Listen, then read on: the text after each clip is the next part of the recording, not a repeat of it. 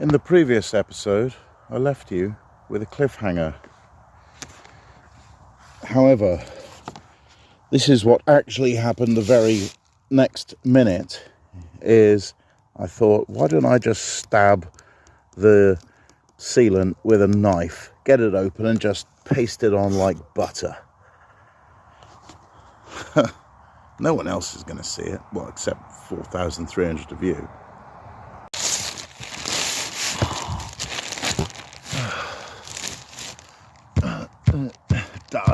Die, gutter sealant, die!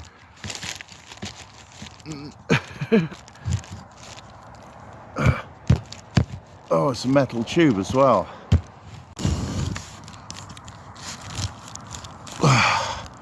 Yeah, that's got it open. Now just apply a little bit to the knife, thus, and then butter it on. Oh yeah. Oh, sometimes I just amaze myself with my own genius.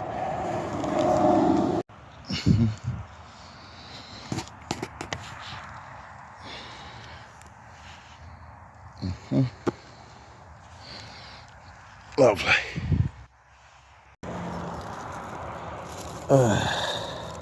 Now I can see what the gloves were for.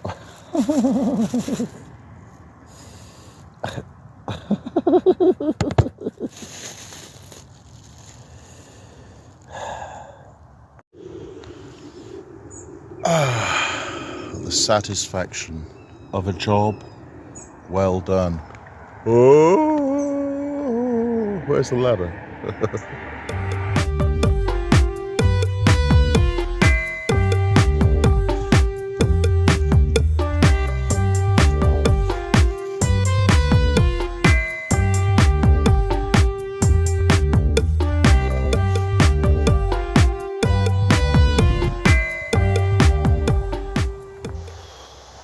Fortunately, there's a lot of rain due later, but before then, I can do some more items off the checklist. Windscreen wipers. Yes, they have seen better days. And this may sound sad, but I really enjoyed editing the last episode, and I'm hoping that I can film another episode's worth of content today so I can have fun editing that as well. I need to get out more. How does this bloody thing work?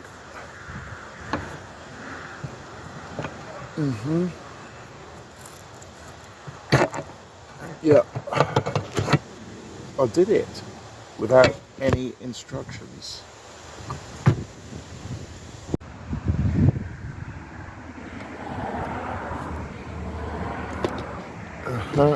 Easy as that.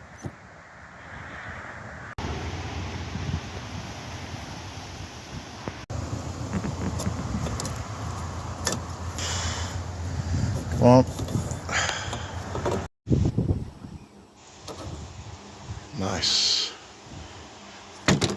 Don't put the old one on.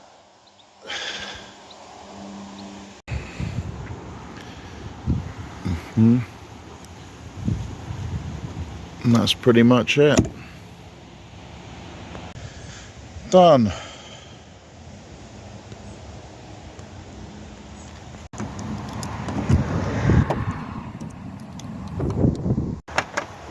Next job, wire up the leisure battery in parallel with the starter battery. Hey, I think there's a split relay in between, don't know. So the 100-watt solar panel, the charge controller and leisure battery together have been proven to work. Now under the driver's seat there are the terminals for the leisure battery and enough room probably to fit this beast. Great, it's kept its charge due to the trickle charger here. It's good to be back in the hot seat again. I drove this, you know, a month ago.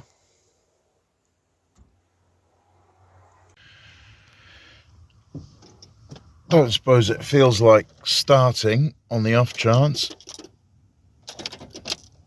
No. No. Just test the leisure battery, still good. Yeah. Then check out the leisure battery terminals.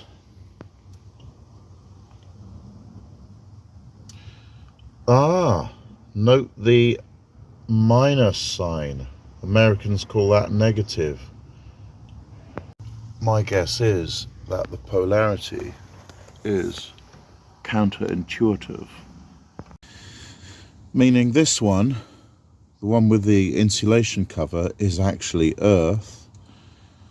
And the one that's unprotected and can easily touch the bodywork is the plus 12 volts. Glad I tested now. That could have easily gone wrong. It could have been a 24 volt discharge of both batteries. And then I'll be stuffed. So the battery is 35 centimeters wide. The Americans can just read the inches. And the under seat area is plenty wide enough. Now, any veteran of messing around with cars knows that there's always some part of the procedure that involves a lot of heavy lifting, huffing and puffing and cutting your knuckles open.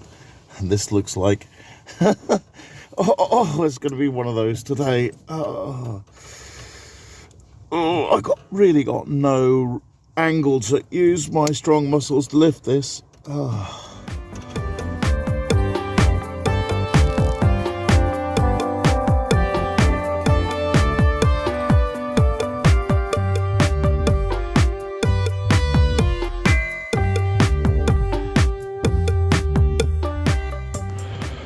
So this is what I was dealing with.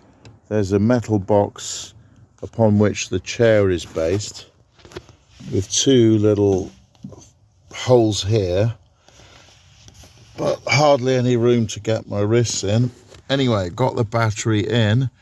Now I've got to stop it falling over under braking, so I'll need to wedge some wood in there, the perfect size. And of course, attach the contacts. Remember, that one is counterintuitively earth, and that's the 12 volt live. Right, so I've put the live one on the back end, this one left to do, and once they're in parallel we should see the starting voltage go up. Oh, it's the average of the two. That's perfect. I will leave some current flow between the two for a moment, and maybe there might be a chance of starting it if it were just a low voltage issue or low current issue. Now it's time to connect the solar to the live, and I'll just test it by touching.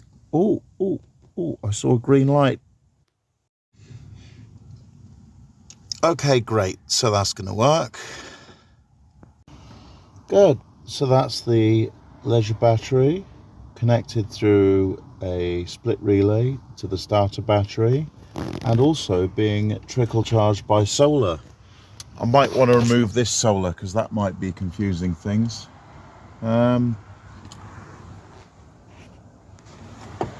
So far so good, keep going.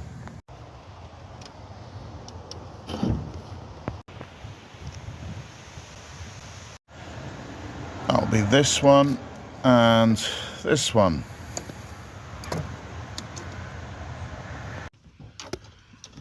Don't suppose it'll start now, will it? Oh, well, I got a turn. Leave it charge. Be patient, boy.